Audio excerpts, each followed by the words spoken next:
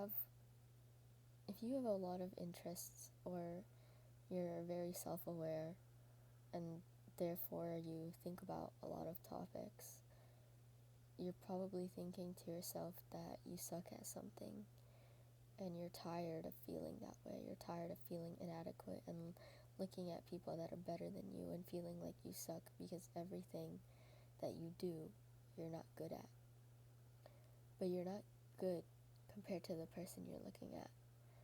And that person has likely committed so many hours to that thing that you have not.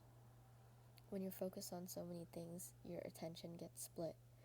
So your rate of improvement is different, likely slower. And even if that wasn't the case, when you have so many interests, they likely develop over time. So some are old and some are new. If that's the case, you don't have enough hours to be comparing yourself to somebody who's better. If you spent those same hours that person did, somebody would look at you like you're the one that's really good at something. But you just haven't had enough hours doing that one thing. It takes around 10,000 hours to reach mastery at something. So you need to be able to look at things objectively and not feel discouraged just because you see someone that is doing better than you. Everyone has their own skills. Everyone has their weaknesses and strengths. And everyone is so different. Backgrounds, lifestyles, everything. You just need to fight against you. It's you versus you in everything. Fight to improve a little more for yourself. Are you better than yesterday? Are you better than last year? That's all that matters. It doesn't serve you to keep getting discouraged or keep comparing yourself. Comparison is a thief of joy. There is no good explanation when you ask, why am I bad at everything? That's not the case. You just have so much breath. You're doing so many things. Your situation is not their situation. Don't beat yourself up over not being the best. You don't need to be the best. It's great that you have so many interests and hobbies. Keep that. That's what keeps you sane. In the world that we have now, everyone is so one-dimensional. You don't want to be like that. You pursue interests because they're cool and they give you happiness. There's no point in feeling like you need to be the best as something that is not required for you to be the best.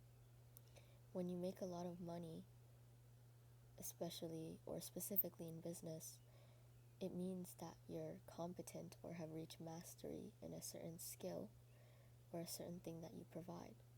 That is meaningful. It's sometimes necessary. For your own livelihood, money is going to get you livelihood and food and shelter. But if it's something that is not relevant to your survival, you're wasting so much mental energy and you're destroying your self-esteem over something that you're just new to. You can never compare yourself to somebody who's done it longer than you. And that's what you have to remember. It's not about coping, it's about being objective. Someone trained for 10 years is objectively not going to be as bad as somebody who's trained for one. And that's just how it is.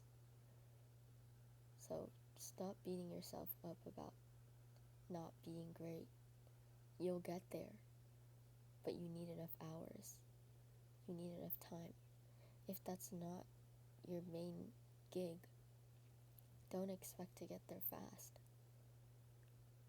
it's really about having an expectation and getting disappointed when that expectation isn't fulfilled.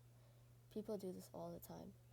They expect somebody to act or say something specific in a certain situation, and they get upset not at the response, but because they had an expectation in their head and that person didn't fulfill it. That's where disappointment comes in. Expectations are useful, but they need to be logical and reasonable, especially in certain contexts.